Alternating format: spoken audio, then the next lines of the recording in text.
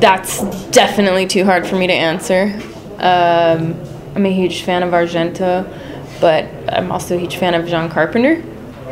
So just for the sake of the interview, I'll say The Thing, because the John Carpenter version of The Thing, because that's what I named my dog after, Kurt Russell's character, McCready. That's so fucking dope.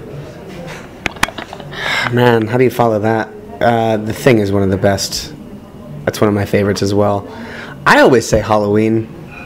I love Halloween as well. Yeah. The Exorcist.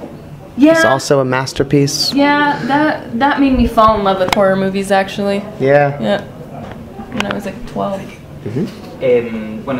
think I saw my first horror movie when I was 5. Oh yeah, I saw Chucky before that. I think I saw Nightmare on Elm Street 3 Dream Warriors when I was like 6.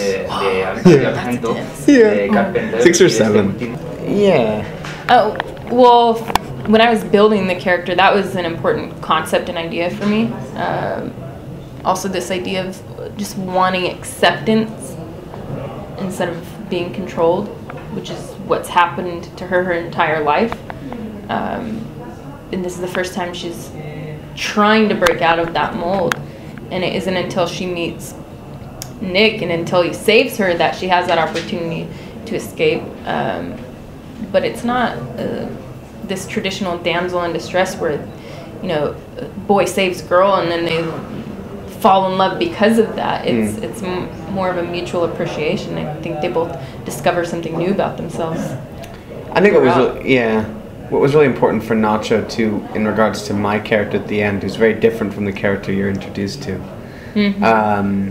is that once we discover what he becomes, that when actually faced with Sasha's character, that he actually is quite vulnerable. So he has this sort of strength. He kind of he's heroic in many respects, but when faced with direct interaction with this woman, whom he does feel something for, you see sort of cracks in the veneer, and it was really important to Nacho that there be this sense of vulnerability, and he's almost like the version of the character we saw at the beginning in real life. So that was something that kind of comes across at the end.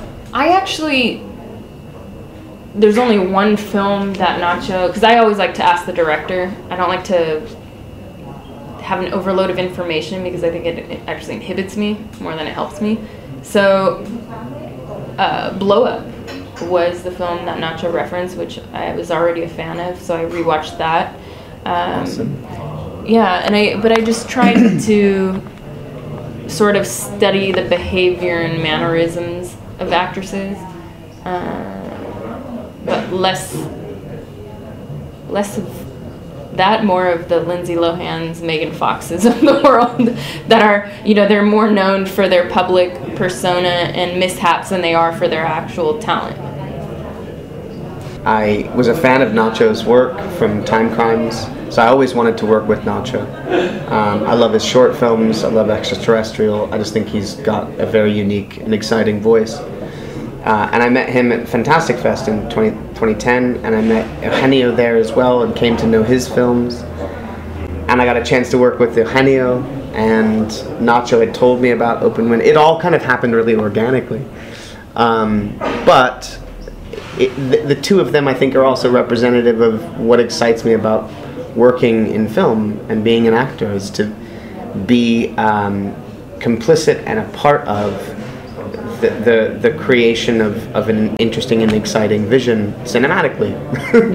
I love movies and I love the process, and I think the two of them are extremely exciting filmmakers, and most of why I love being an actor is I get to be a part of the facilitation of that vision. So it happened organically. The timing of it is organic. It just so happened they were back to back hilariously. Some of the same people worked on both movies. You know, it felt like a giant family. I felt like I was living in Spain. But at the end of the day, they're also really good friends and excellent filmmakers. And